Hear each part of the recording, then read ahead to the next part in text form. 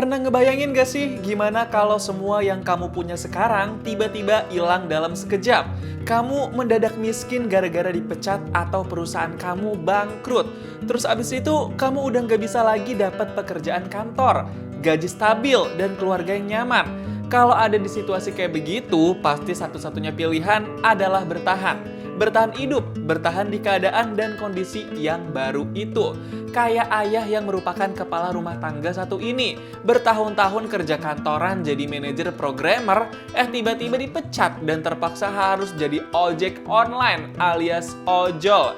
Inilah kisah seorang ayah yang dipaksa melawan arus hidup dalam film Upstream.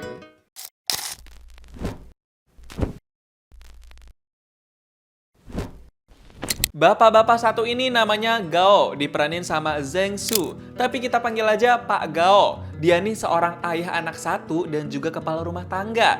Tapi Pak Gao masih numpang tinggal sama orang tuanya walaupun udah punya istri sama anak.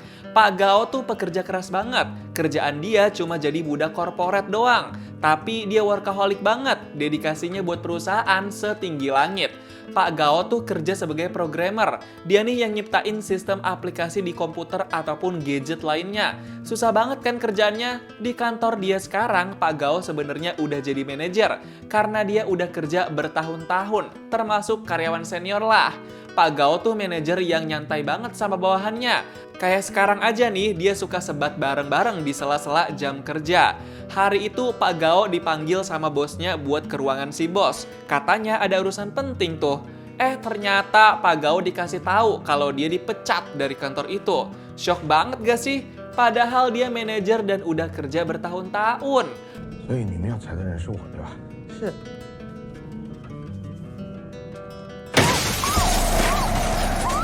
Pak Gao langsung ngamuk, dia tantrum, dia ngomel-ngomel, protes. Kenapa udah kerja bertahun-tahun, lembur tiap hari sampai stres dan kena diabetes, tapi malah dipecat.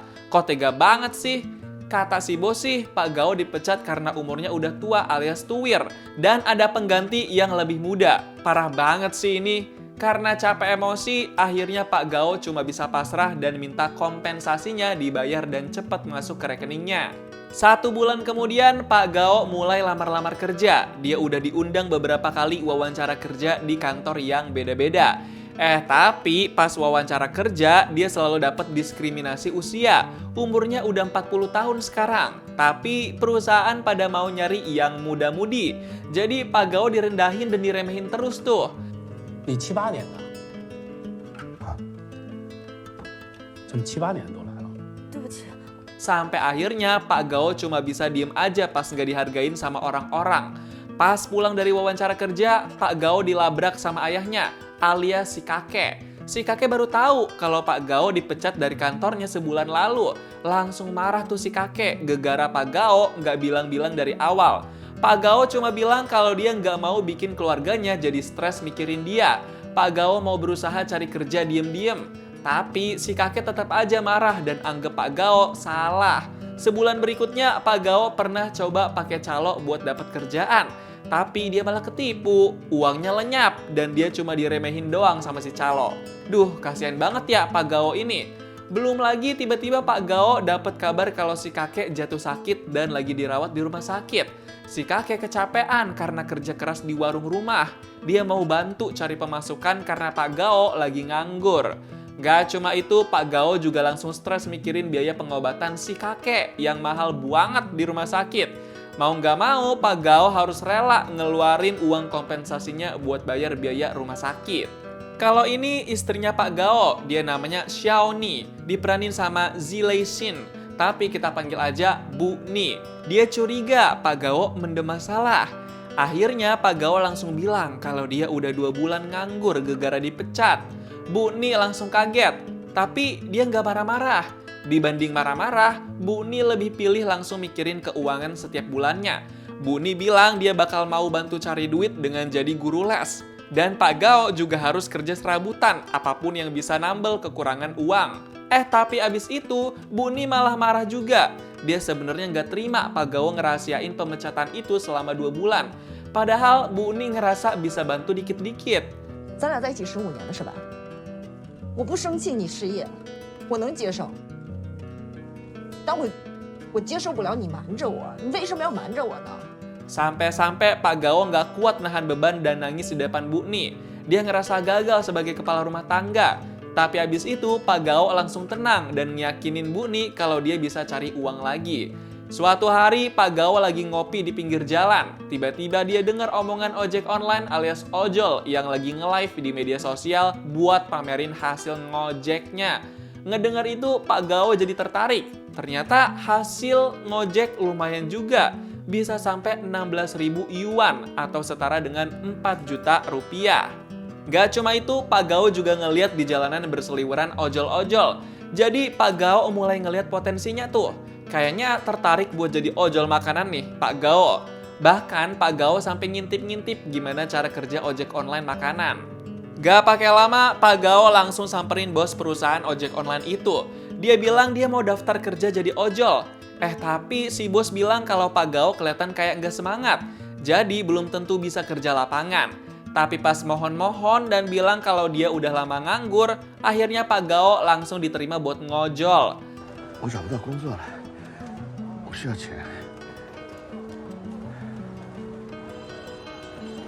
Si bos langsung minta karyawannya buat ngelatih Pak Gao jadi ojol makanan dan barang. Saat itu juga Pak Gao langsung diajarin dan dilatih. Mulai dari cara gunain aplikasi, persiapan motor dan perlengkapan, sampai cara ambil barang atau makanan dan nganter itu ke lokasi customer. Pak Gao bener-bener serius belajar dan pahamin itu semua. Di perusahaan ojek online itu juga ada peringkat ojol teratas yang punya kinerja bagus dan berkesempatan dapat bonus. Pak Gao juga langsung dikasih tahu tempat pusat penyewaan dan servis motor. Jadinya nggak perlu nyari-nyari lagi. Sampai akhirnya Pak Gao udah bisa mulai kerja jadi ojol. Dia kelihatan was-was banget tuh, gegara masih pemula dan amatir kan. Pas lagi ngerjain pesanan pertama, Pak Gao kelihatan panik banget. Karena dia jarang naik motor, apalagi sambil bawa barang-barang gitu. Jadi dia masih kagok banget tuh. Bahkan pas mau ngambil pesanan makanan pun, Pak Gao kelihatan kayak linglung banget. Dia bingung harus ngapain-ngapainnya. Sampai-sampai Pak Gao gelagapan dan panik karena ada batas waktu pengantaran pesanannya. Dan akhirnya Pak Gao bisa nyerahin pesanan ke customer sambil ngos-ngosan. Di pesanan berikutnya Pak Gao makin ribet. Dia harus mandiri dan cari pesanannya sendiri. Bener-bener Pak Gao hari pertama langsung kerja keras. Bahkan dia sempat gak tahu alamat dan nanya-nanya orang sekitar. Stres banget sih pasti jadi Pak Gao ini. Udah gitu, Pak Gao juga sempat kesusahan hubungin customernya. Jadi dia sampai telat 16 menit. Gajinya dipotong gara-gara telat itu. Si customer malah dengan santainya tuh baru datang ambil pesanan. Dan gara-gara itu Pak Gao jadi dapat penilaian jelek di aplikasi ojolnya. Besoknya, Pak Gao sempat ngalamin baterai motornya habis dan dia belum bisa ngecas. Jadinya mau nggak mau dia tuntun dulu deh tuh motor listrik. Pulang dari ngojol, Pak Gao langsung tepar saking capeknya di jalanan.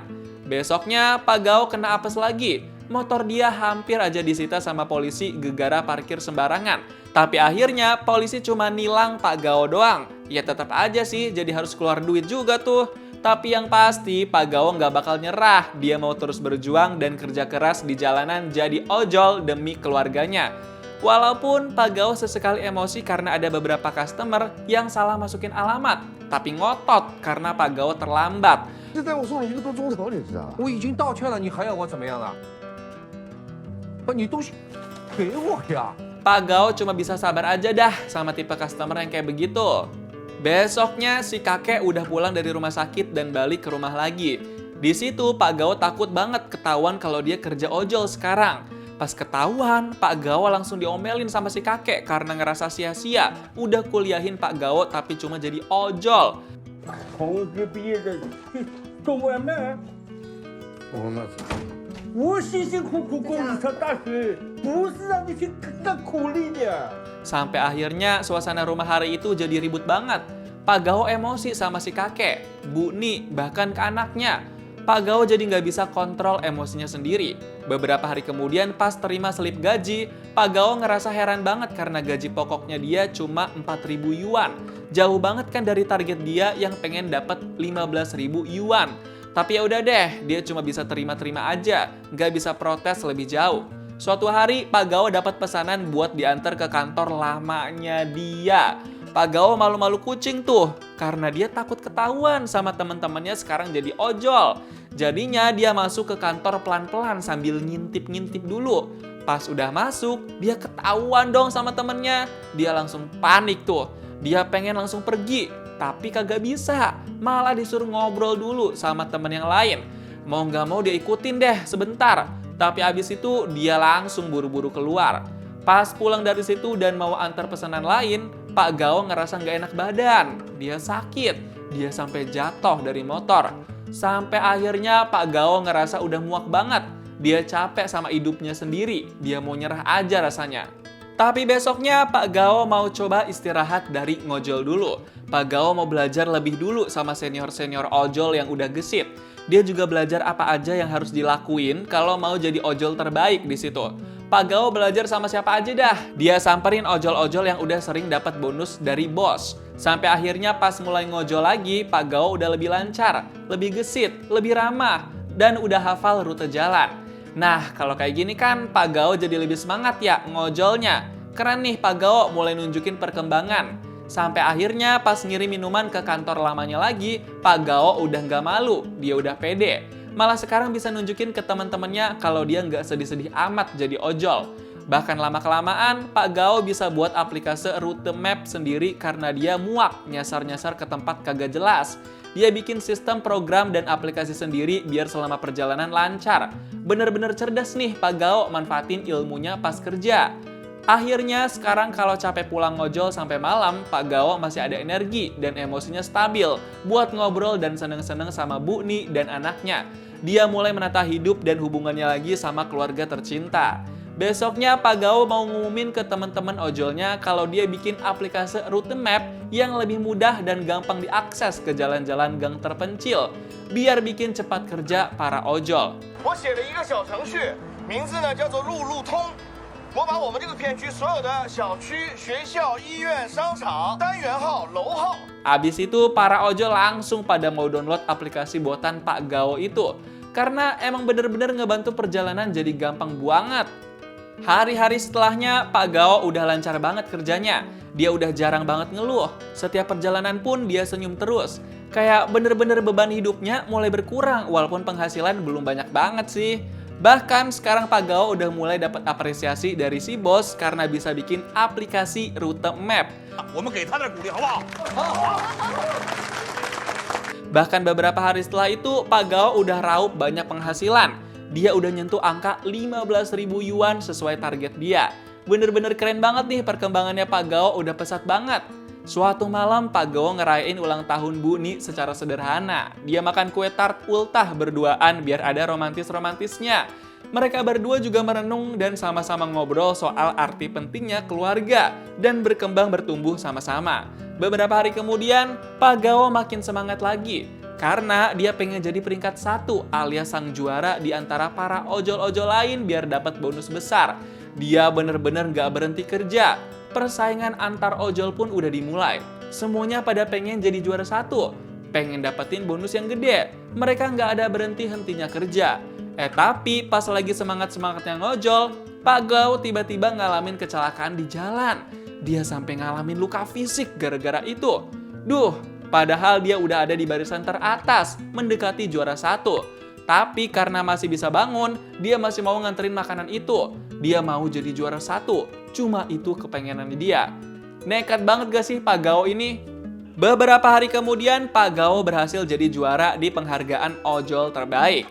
Usaha dia selama ini 100% kagak sia-sia. Dia bisa jadi yang terbaik dan dapat bonus besar. 这一位啊，是我们本届最年长的新人骑手得主高志磊骑手。Pas kasih pidato kemenangan, Pak Gao nggak lupa buat terima kasih sama setiap orang dan pihak yang udah ngebantu dia selama kerja jadi ojol. Dia bener-bener nggak lupa sama orang yang udah ngebantu dia. Semua kawanan ojol langsung pada bangga sama Pak Gao karena perkembangan dirinya emang sehebat itu. 1 bulan setelah itu, kehidupan Pak Gao udah lebih baik. Ojol sekarang cuma jadi kerjaan sampingannya. Tapi dia juga masih punya waktu buat keluarga. Hidupnya Pak Gao sama keluarga udah lebih nyaman dan sejahtera. Film Upstream mengajarkan kita satu hal penting. Tidak semua perjuangan berakhir bahagia. tapi setiap perjuangan layak dihormati. Kadang hidup memang gak adil, sistem gak ramah, dan jalan kerasa berat gitu. Tapi selama kamu masih melangkah, kamu belum kalah. Kalau kamu lagi berjuang hari ini, mungkin cerita Pak Gao tadi bukan cuma film, tapi cermin. Gimana nih pendapat kamu tentang film Upstream? Coba tulis di kolom komentar dan kasih tahu kamu mau diceritain alur film apa selanjutnya.